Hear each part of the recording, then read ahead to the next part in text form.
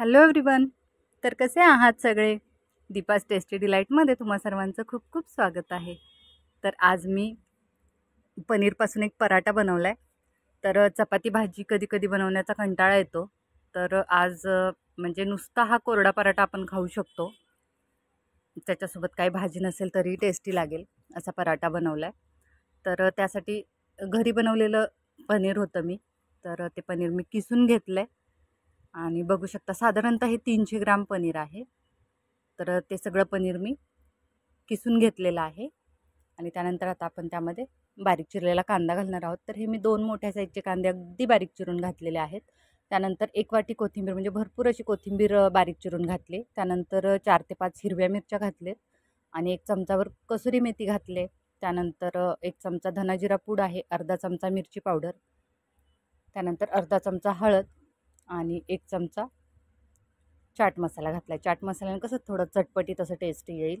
त्यानंतर एक थोडंसं आलं मी त्यामध्ये खिसून घातलं आहे आणि मिरचीची क्वांटिटी तुम्ही तुमच्या चवीनुसार कमी जास्त करू शकता, चवीनुसार. त्यानंतर मीठ घातलेलं आहे आणि मी मिरच्या घातलेत म्हणून मी मिरची पावडर पण अगदी थोडीशी घातलेली आहे. तर तुम्हाला मिरच्या नको असतील तर तुम्ही नुसती मिरची पावडर घालू शकता किंवा नुसत्या मिरच्याही कट करून घालू शकता. तुम्ही तुमच्या आवडीनुसार तिखटपणा कमी जास्त करू शकता किंवा अगदी लहान मुलं जर खाणार असतील तर तुम्ही त्यामध्ये मिरची नाहीच घातलीत तरी काही हरकत नाही.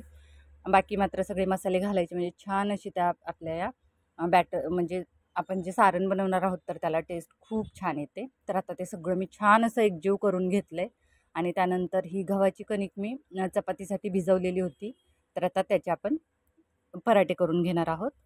तर आता एक कणकेचा गोळा घेतला आहे, पिठाचा हात लावून मी त्याचं असं एक वाटी केल्यासारखं मी त्याचं पारी करून घेतली आणि त्यानंतर त्यामध्ये आपल्याला भरपूर असं हे म्हणजे मी साधारणतः यामध्ये 4 चमचे सारण भरलेलं आहे. तर पहिलं 2 चमचे सारण घातलं आहे, ते थोडंसं आत दाबून दाबून असं बसवलं आणि त्यानंतर मी परत म्हणजे तुम्ही जेवढं त्यामध्ये बसेल, तुम्हाला जेवढं शक्य होईल त्यामध्ये ॲड करणं सारण तेवढं तुम्ही घालू शकता. त्याने टेस्ट खूप छान येते. तर आता मी थोडं थोडं करत त्यामध्ये सारण घालून त्याची छान अशी बंद गोळी म्हणजे आपण पुरणाची कशी पोळी त्यासाठी सारण भरतो त्या टाईपमध्ये मी हा गोळा बनवून घेतला आहे. तर आता याची आकारसुद्धा तुम्ही लहान मोठा करू शकता. मी अगदी मोठ्या साईजची चपातीप्रमाणे बनवणार आहे पराठा. तर तुम्ही लहान मोठा जाड तुम्हाला हवं असेल जाड बनवू शकता. पण मी असा मीडियम साईज बनवलेला आहे, म्हणजे फार असा जाड ठेवलेला नाही आहे. तर आता पिठी लावून मी तो पराठा बघू शकता अगदी छान असा लाटून घेतला आहे. तर बऱ्यापैकी मी पूर्ण असा पातळसरच बनवला आहे, फार असा जाड ठेवलेलाच नाही आहे त्याला.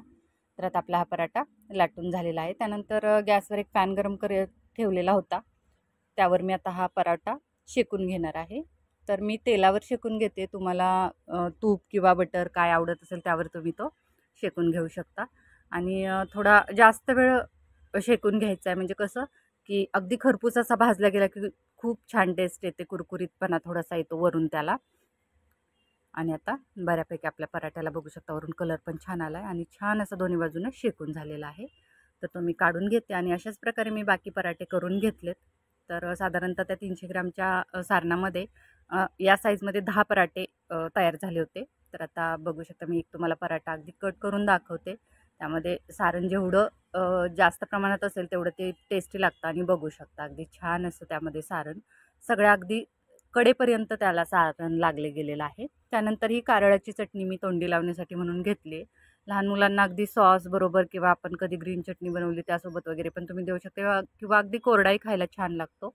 तर मी बनवलेला हा पनीर पराठा याची रेसिपी तुम्हाला कशी वाटली ते मला नक्की सांगा. तसेच आपल्या चॅनलला कनेक्टेड राहा, लाईक शेअर सबस्क्राईब करा. थँक्यू.